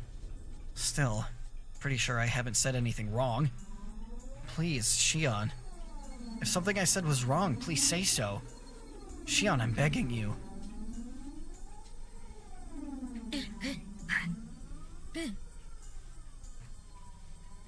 Shion, there's no way you could have seen the mayor, but if you did see him, if Shion ever did have the chance to meet with the mayor on that day, then you saw him after the meeting. In other words, it could have only been right before he disappeared, or else afterward?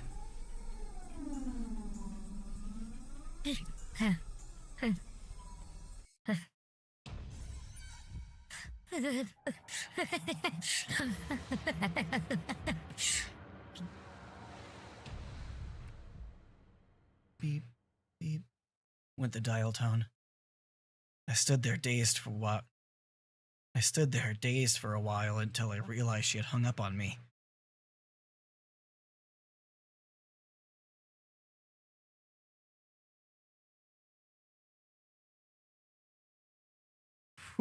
Ooh, creepy. Oh, what the fuck? Oh, man. Yes. Love it. Love that. Love that. Love that. What? Okay. Tough call is the achievement. That's awesome. Oh my goodness. That's insane. What a great cliffhanger. Great place to end it. All right. I'm in. I mean, I've been in, but you know, that's a great cliffhanger. Anyway, we're gonna go right into this. We're getting into this. Let's get through these. Definitely coming up on the end point here. The problem with twins. This is not limited to just Hinamizawa, but in Onigafuchi village especially, the three families detested giving birth to twins as successors. The long-term dictatorship, built on the precarious balance of the three families, must have feared collapsing under the weight of internal strife from things like family quarrels. According to the... Look, seriously, run on sentences, guys. Let's cut those out. According to the literature, if twins were born, then they had to be culled. With that, the very fact that both Sonozaki family successor Mion Sonozaki and her twin Shion are alive is in itself deeply interesting. Perhaps the current leader, Oryu, is sympathetic. Of course, the twins were not cared for equally, and as their heir, Mion received special treatment. From what I've heard, despite the two of them looking exactly the same on the outside, the talent lies solely with Mion. My own observations of the two of them don't leave me with that impression. Tradition dictates that the leader of the Sonozaki family is said to inherit a demon, and they tattoo a magnificent one onto his or her back. In accordance with the tradition, there is an extremely high possibility that Mion has such a tattoo on her back. Interesting. That's really... okay. Ooh, I like that. That's gonna come up for sure. Let me see your back, Mion or Shion, to prove which one you are. Interesting. From what I've heard, there is apparently a magnificent demon tattooed on Oryu's back as well. Then, I wonder what sort of tattoo belongs to the heir Mion. I really want to see her back. That's a weird thing to say. But okay, I understand. I get it. I mean, technically I want to see her back too. I want to see that tattoo. Show me them tattoo, Mion. Prove that you're the real one. So we can, like, shoot you, because I think you're the bad guy. The Shizu Mahjong Parlor.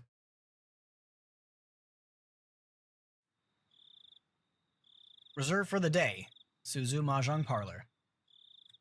Clatter clack.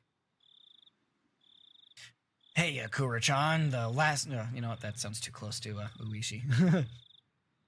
Hey, Kura-chan, the last one here. All the youngsters are here already. Excuse me, miss. Uishi handed over a convenience store bag with a carton of cigarettes in it to the old lady who owned the Mahjong parlor, and she shrewdly made herself scarce. She was used to this by now. Is that the master? Did I just give the old lady master a weird voice? Well, whatever. Uishi-san, good work today. What? Were you all earnestly waiting for me? I could have just done 3-player. Everyone sitting at the Mahjong tables in the small parlor were Uishi's subordinates, but there were no tiles laid out anywhere. Everyone, I'd like to thank you for your days of investigation without sleep. Thank you. Thank you. Thank you. Thank you. I'm assuming there's a woman in there somewhere. Energetic responses filled the parlor. Already it had lost the atmosphere of a place of entertainment. The situation is not looking good. The chief appears to have backed down due to Congressman Sonozaki's threats. In the coming days, we'll hand off Takano's murder to the Gifu police and give the missing persons case of the disappearance of the mayor and the others to the community division. That damn upstart chief. The veterans in the room cursed him. All of our requests for warrants were turned down as well. I've even been told by our section chief not to go anywhere near the Sonozaki house. We're certainly in a bind, that we are. Incidentally, it looks like I'll be getting orders soon to go to training at the Metropolitan Police Department starting next week. After that, I've even been told to take a paid vacation in Izu. Well, I suppose that ain't bad. You heard a few dry laughs. It wasn't anything to laugh about, but that was all they could do. This always happens, but incidents are a lot like locking your keys in the car. The keys you need to lock the door are always locked inside. For cars, you call the repairman and they'll pry open your door. For incidents, Kuma-chan, show the map. Kuma guy flipped over the whiteboard. On the back was a map of the Sonozaki premises made with magnets. Now, I've been doing this job for a long time. I've got a lot of faith in my gut, but this could be the one time it was wrong, no? Anyone worried about their retirement money has until the count of 10 to get out of here. Uishi began to count to 10, and everyone counted along with him. It was their famous 10-count resolution. 9, 10. Ah, no one's leaving. None of you love your families too much, is that it?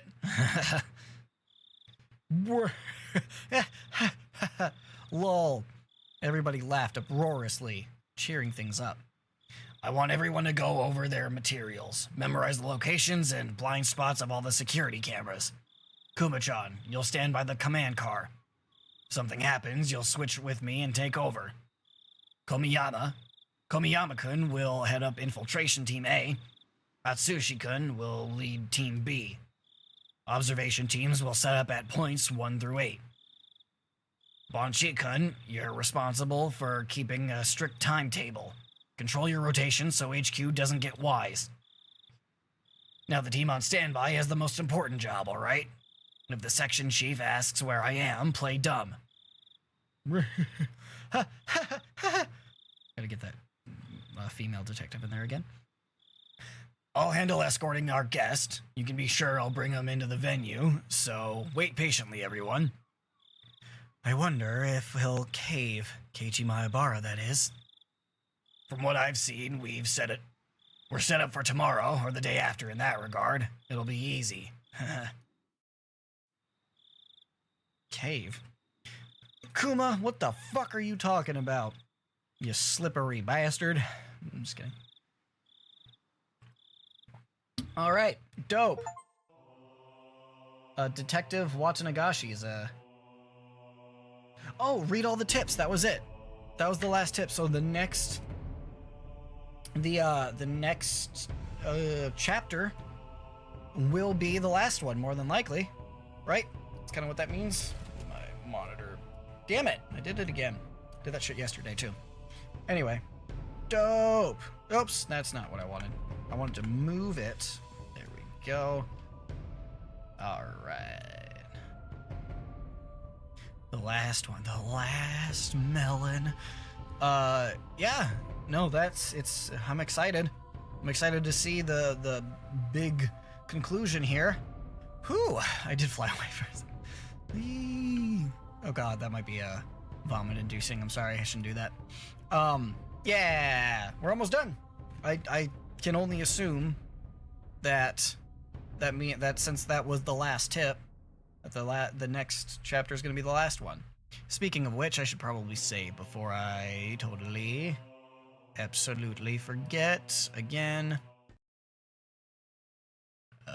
Save and load. I'm just going to save over my chapter 1. Now it turned into chapter 11. Dope. All right. Yeah. All right. Sweet. Yeah. I don't know really what to say. We're there. So that was definitely. I was right. I would like once again. I was right. It was me on the phone. just trying to pry us for information, basically. I was right. Sweet. I'm happy about that. No, I'm not. That means Shion's probably dead. I mean, Shion's probably dead, and that's exactly what that means.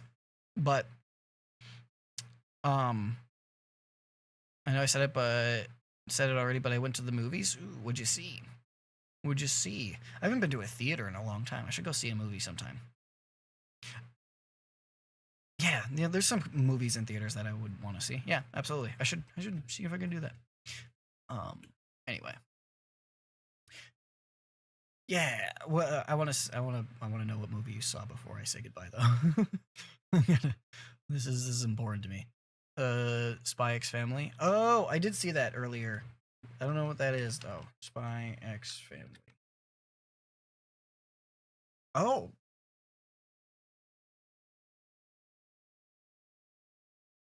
That's like, it is like an anime. I've never heard of it before. Go back. Spy who has to build a family to execute a mission, not realizing that his adopted daughter is a telepath, and the woman he agrees to marry is a skilled assassin. Interesting. That's fun. That sounds like fun. The chairs were moving in water and air. What? It was so cool. Oh, the 4DX. Yeah. Okay, that was the selling point for sure. 4DX. That's interesting. I've never been to a 4DX, but that's really cool. I've been to a theater where, like, I don't know, I don't think it was 4DX, but like the chairs shook. That was it. Like there wasn't like I don't know, it wasn't like super big or anything. It was just like the chairs kind of just shook a little bit whenever something crazy was happening on screen. But it wasn't wild. It wasn't like super crazy. It was honestly kind of lame. It was like years ago. This is probably like a decade ago, honestly. Probably not that long, but this is a while ago for sure. I know I've done something like that, but those are kind of fun. It's different. It's a different experience. It's kind of funny. And when they fought, the chairs went wee. That's awesome. That's awesome. Yeah, it's especially with action stuff. Those are the kinds of movies you want to get, that sort of like 4DX sort of stuff. I did rat tails in my hair. Nice. That's awesome. I like that. That's so cool. It's so cool. It sounds like you've had an eventful week. I don't know exactly when that happened, but that's really cool. Awesome. I don't know. I feel like I'm forgetting something. Like there's something that I wanted to say. I mean, I will not be back to stream tomorrow. I got something going on. But I will be back on Thursday to stream again, which is when we will probably finish this, and I'll probably do a stream on Friday. And now I guess I have to come up with something. I have to figure out what I'm going to be playing on Friday. I got plenty of options. So we'll probably do a horror game. Yeah, it'll be fun. That's it. God, I feel like I'm forgetting something. What am I forgetting?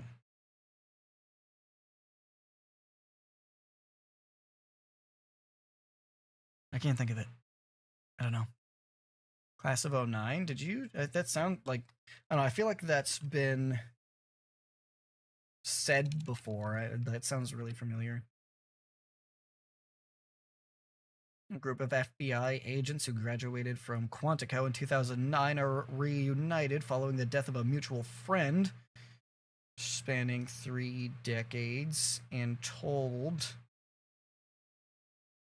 Oh, well, okay. I guess I don't get the full description. Okay, well, thanks. Fuck you, too. I didn't want it. Interesting. Oh, wait. What is that? Oh, no, it's a video game. What the heck? Yeah, the first thing that popped up there, apparently there's a Class of 09 mini-series. That's, look, okay. No, this is, okay. This is the anti-visual novel. Instead of playing as some guy magically able to score with beautiful anime girls, you play the anime girl and create mass chaos in the lives of your potential suitors. Earnest comedy, social accuracy, and late 2000s aesthetic await you in the class of '09. That's funny. That's awesome. It's like a parody game. It's not a dating sim. It's a rejection sim. I love that. I could have fun with that. Wish list. That goes on my wish list because that sounds really funny. I love stuff like that. Genre bending stuff like that. Class. I wasn't signed in on Google though, so I have to actually open Steam. Search it up. The hell, man? Class of... Well, Steam's being stupid. I don't know why Steam's being dumb. What the fuck? It won't search. It won't search for my shit. Don't know why. Whatever. I'll look it up later. I'll get it later. But yeah, that sounds like fun. I'll just keep the tab up, I suppose. Okay. Yeah, that'll be on the list too. Awesome. That ought to be fun to do sometimes. Class of '09 re-up. Oh, shut up. I don't want to do that. The Rejection Sim returns. Is that just a 100% fully voiced VN visual novel presenting the most culturally accurate period piece since the history of gaming? That's funny. So is this a sequel or just a redo with... It says it's re-up. The re-up, and it's 100% fully voiced. So I assume maybe that's it. Maybe that's just a standalone story, even better than the first. No, it is a sequel. Longer than 4 feature films combined? Christ. All right. Well, there's a sequel to Class of '09. I guess standalone sequel. We got 2 more games to add to the list then, I guess. Sweet. All right. I still haven't thought of anything that I wanted to say. So I'm going to leave. I'm going to go. And I hope I will see you on Thursday to finish out Higurashi When They Cry. We're going to see the bold conclusion. We're going to get some answers, but undoubtedly we will be left with significantly more questions than answers, for sure. Thank you to Ray, Charlie, Mr. Speed, I Love FNAF, for joining today. I didn't see anybody else in chat here. So if I'm missing your name, I apologize. Thank you also for being here. Again, hopefully I'll see you next time. But thanks for hanging out. Bye. I will see ya, and goodbye.